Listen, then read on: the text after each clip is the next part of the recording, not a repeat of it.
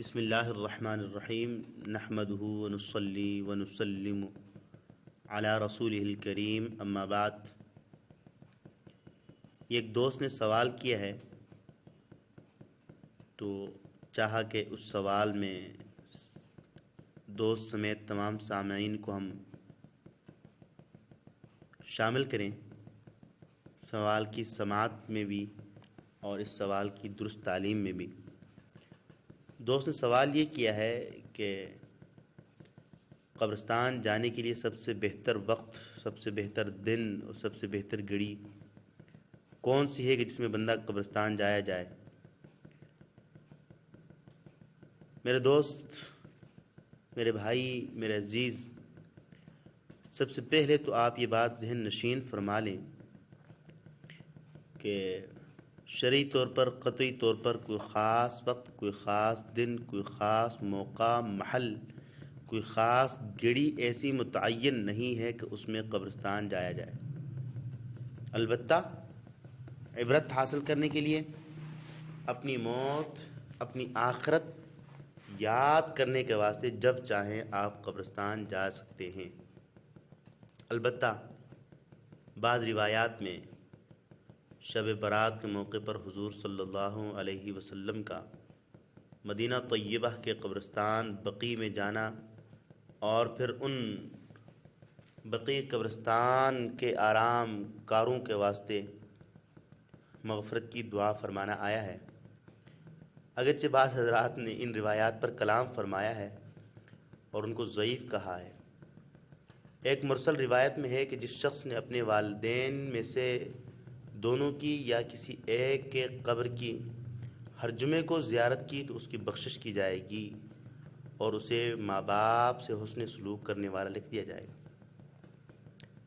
تو ان روایات سے یہ بات معلوم ہوتی ہے کہ متبرک دن، عیدین کے موقع پر اور شب قدر کے موقع پر، شب برات کے موقع پر، جمعے کے موقع پر، افضل دنوں کے موقع پر قبرستان جایا جائے، تاکہ جو افضل ایام جس میں انسان کو اللہ جل شانہ اخروی اعتبار سے نعمتیں، دنیاوی اعتبار سے خوشیاں نصیب فرماتے ہیں، اسی طرح انسان کو اپنی فانی زندگی کو باقی زندگی پر ترجیح دینے کا جو غلط رویہ ہے اس کا بھی احساس ہو جائے اور فانی زندگی پر باقی زندگی کو ترجیح دینے کی تعلیم بھی ذہن میں آ جائے۔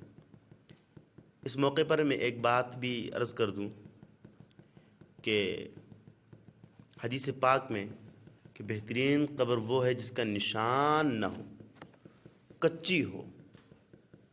آج ہندوستان، پاکستان میں اتنے سارے مزارات پختہ اور عمدہ انداز سے بنائے گئے ہیں کہ جتنی عمدہ مسجدیں نہیں بنی، جتنے عمدہ لوگوں نے اپنے گھروں کو نہیں بنائے، اور پھر لوگ منتیں ماننے کے لیے اور عبادت کی غرض سے، عبادت کی حد تک چومنے کے لیے وہاں جایا کرتے ہیں۔ اگرچہ اس کے پیچھے عقیدت مند بادشاہوں کا عمل کار فرما ہے یا پھر دکاندار مجاوروں نے اسے اور اس فعل حرام کو اختیار کیا ہے جس کی شرعی کوئی حجت نہیں ہے، اس لیے قبرستان پہ جانا اور بالخصوص اولیاء کاملین کے مزارات پہ جانا مستحب ہے، جایا جائے اور جا کر وہاں پر ان کے واسطے بھی دعا کی جائے اور اپنے واسطے بھی اللہ جل شانہ سے مانگا جائے۔ یہ بات بھی ذہن نشین ہو کہ قبرستان کو پختہ نہ بنایا جائے۔ نبی علیہ السلام نے سختی سے منع فرمایا کہ پختہ قبرستان نہ بنائے جائیں۔ غیر مسلموں کا عالم اور غیر مسلموں کا حال تو یہ ہے کہ وہ اپنے دنیاوی اخروی اعتبار سے تو وہ غافل ہیں، لیکن دنیاوی اعتبار سے اپنا اعزاز جتانے کے واسطے دنیا میں بھی ٹھاٹ باٹ کی زندگی گزارتے ہیں، مرنے کے بعد بھی کچھ ایسے تأثرات چھوڑ جاتے ہیں اور پھر تأثرات اپنانے کی تعلیم دیتے ہیں تاکہ ان کا اعزاز برقرار رہے۔ اس لیے اپنے اولیاء، اپنے بزرگوں، اپنے والدین کے قبرستان کو پختہ بھی نہ کیا جائے اور اس پہ گنبد، اس پہ زیادہ ڈیزائننگ، زیادہ شور اور نخرے اور زیادہ فضول خرچیاں نہ کی جائیں۔ ایک دکھ کی بات آپ سے عرض کر دوں۔ ایک موقع پر ایک صاحب کا انتقال ہوا، اس نے کی اولاد نے اس والد صاحب کی قبر کو ذرا اونچا بنایا اور پختہ قسم کے ٹائل ماربل لگا کر اسے مزین کیا۔ تو دوسرے صاحب کو یہ کہتے ہوئے سنا کہ فلانے کے ابا مرے تھے، اس نے یہ خرچہ کیا، تو میرے ابا مریں گے تو میں اس سے اچھے ٹائل ماربل لگا لوں۔ انا للہ و انا الیہ راجعون۔ والد محترم کا بے سایہ شفقت سر سے اٹھ جانا تو بہت بڑا دکھ ہے، لیکن اب اس غفلت کی بنا پر اولاد دعا کرتی ہے کہ میرے والد صاحب مر جائیں تاکہ میں قبر پختہ بنا لوں۔ تو پختہ قبرستان سے بھی احتراز کیا جائے، اور پھر اپنی آخرت کی سے غفلت سے بھی احتراز کیا جائے، موت کو یاد رکھا جائے۔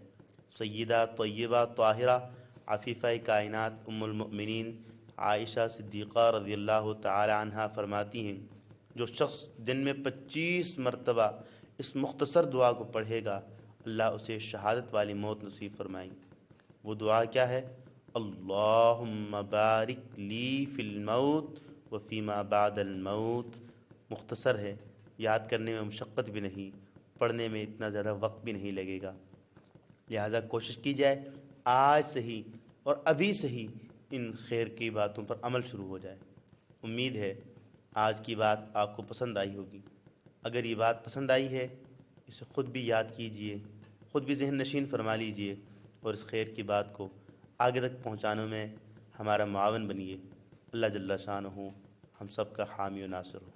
السلام علیکم ورحمۃ اللہ وبرکاتہ۔